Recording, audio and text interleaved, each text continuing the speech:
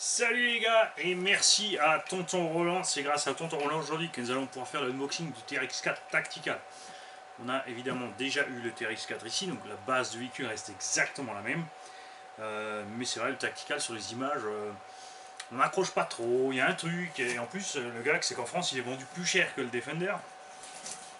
Alors que le Defender est une carrosserie sous licence, et qu'en plus le Defender, on peut y mettre tout le kit LED. Ce qui n'est apparemment pas possible sur celui-ci, c'est ce que nous allons découvrir tous ensemble aujourd'hui. Alors celui-là, vous le verrez pas rouler, il est 9 de chez 9. Tonton Roland, il le veut 9 de chez 9. Alors, coupon The Bond of Guarantee.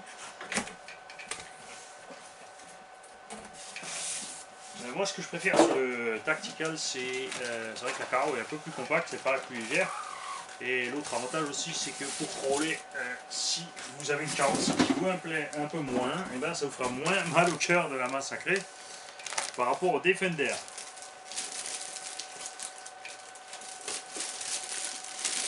Alors.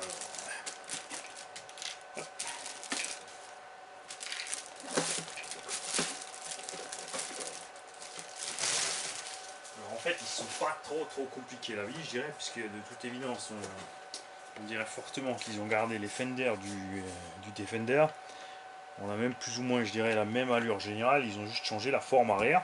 Par contre, cette carrosserie est bien solide.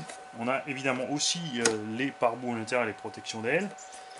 Moi, personnellement, je préfère les jantes et les pneumatiques, a priori, sont les mêmes aussi. Ça, il faudrait vérifier. Mani, comme il ne contrôle rien, faut pas toujours tout écouter. Hein. Alors, voici donc ce petit Tactical.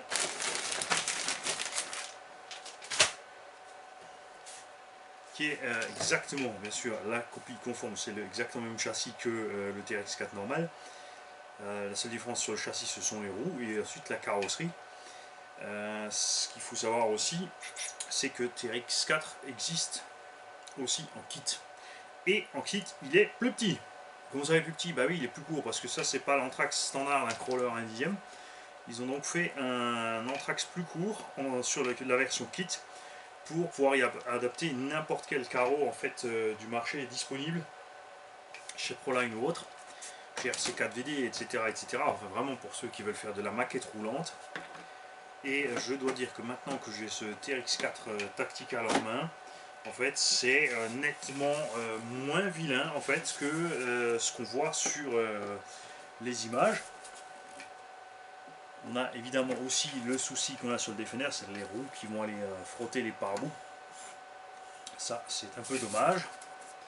C'est pas vraiment un unboxing, hein. C'est un quick look in the box. Donc, on jette un coup d'œil avant d'envoyer cette petite beauté chez Tonton Roland. Je vais m'approcher. C'est vrai que moi, je regarde et tout, tranquille. Mani fait sa vie.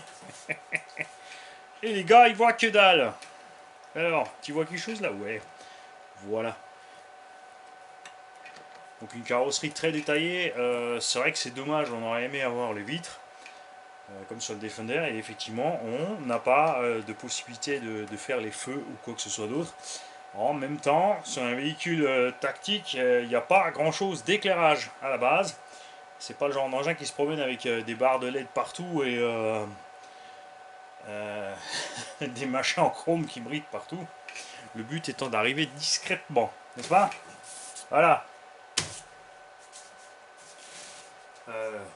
Laissez-moi, comme je suis curieux de savoir ce que vous en pensez, si vous préférez le Defender ou le Tactical.